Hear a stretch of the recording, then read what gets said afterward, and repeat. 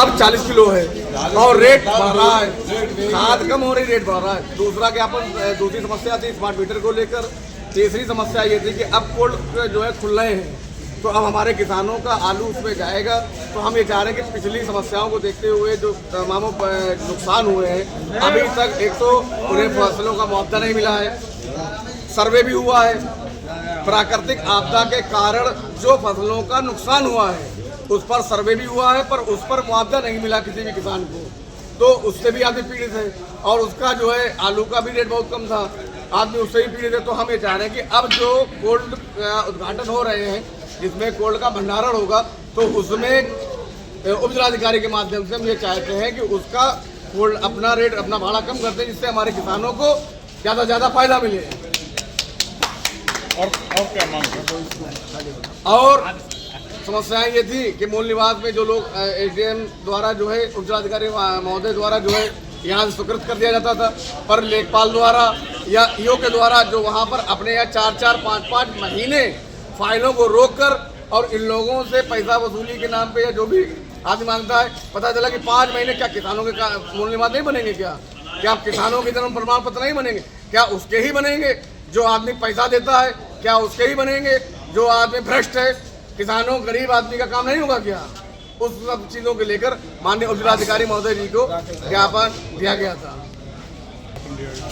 आश्वासन उप जिलाधिकारी महोदय जी ने दिया कि तत्काल उसको संज्ञान में लेके उस पर तुरंत कार्रवाई की जाए। मैं रजाउल अली आज एसडीएम साहब के पास आए थे। एक समस्या है आकाश एजुकेशन स्कूल जो अंडरग्राउंड में 3 मंजिल इमारत पर संचालित है। मैंने एसडीएम साहब को अवगत कराया है कि आपके द्वारा सीयूबी प्रमाण पत्र नहीं दिया गया है, न ही शिक्षा विभाग से एनबीसी कोड इन्हें प्राप्त हुआ है।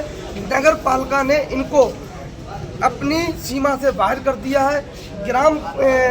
जिला पंचायत से भी इनका कोई भी नक्शा, मानचित्र और फिटनेस पास नहीं है, न ही पीडब्ल्यूडी से इन्हें कोई इनओसी प्राप्त हुई है कि जो बिल्डिंग की अनुमति होती है।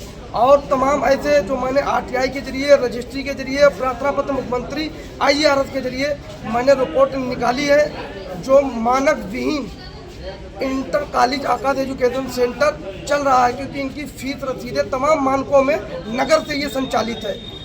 आकाश एजुकेशन सेंटर गुरसाहिबगंज जनपद कन्नौज के नाम से, मगर जब मैंने आरटीआई के जरिए जाना है, ये ना ही नगर में है, ना ही ग्राम पंचायत में है, ना ही पीडब्ल्यूडी से कोई एनओसी मिली है, ना ही इनके पास कोई मानक रूप विद्यालय है, ना ही इनके पास निकास 2 दरवाजे हैं जिससे बच्चा जाए या फायर ब्रिगेड की गाड़ी अंदर जाके दूसरे गेट से निकल सके। क्योंकि अगर आगजनी होती है या बाढ़, भूकंप या कोई भी यथास्थिति कोई भूकंप आता है, उसमें बच्चों के साथ कभी दुर्घटना हो सकती है, उसकी पूरी जिम्मेदारी एसडीएम महोदय छिबरा मऊ जो वर्तमान होंगे और जो पूर्व जिनको ज्ञापन दिए उनकी जिम्मेदारी होगी, प्रशासन की होगी, वहाँ के अधिकारियों की होगी, जिन्होंने मुझे आरटीआई और रजिस्ट्री और मुख्यमंत्री आईआरएस में बिल्डिंग जो अवैध बनी है। मेरा निवेदन है बिल्डिंग की कार्रवाई की जाए और अगर दोषी प्रबंधक है तो उस पर कार्रवाई करके उसको उचित दंड देके स्कूल को बंद किया जाए। कि 26 सालें हो गई हैं बिना मानक विहीन चल रहा है और कभी भी कोई घटना घटित हो सकती है, उसकी जिम्मेदारी प्रशासन की और एसडीएम महोदय की होगी। जब वो नगर पालिका में नहीं है, जिला पंचायत में उसका मानचित्र, नक्शा, प्रदूषण नहीं हो। पहली बात तो अंडरग्राउंड, ये कोई भी उत्तर प्रदेश के मानक में नहीं है विद्यालय जो अंडरग्राउंड में संचालित है, ये अवैध है और इसकी गोपनीय जांच करके उच्च अधिकारी कार्रवाई करें। अगर नहीं करते हैं तो आज तो मेरा सिर्फ ज्ञापन था, आने वाले समय पर हम बीडीओ, एडीओ, जिला पंचायत इन सभी की आँखियाँ रिपोर्ट नगर पालिका की ले जाके शिक्षा विभाग, जिला विद्यालय निदेशक के यहाँ धरने पर बैठेंगे, चाहे मुझे अकेले, जब तक वहाँ से इस स्कूल के खिलाफ कोई उचित कार्रवाई नहीं की जाएगी, जब तक मैं वहाँ से नहीं हटूंगा। अपनी बात को यहीं से विराम करता हूँ।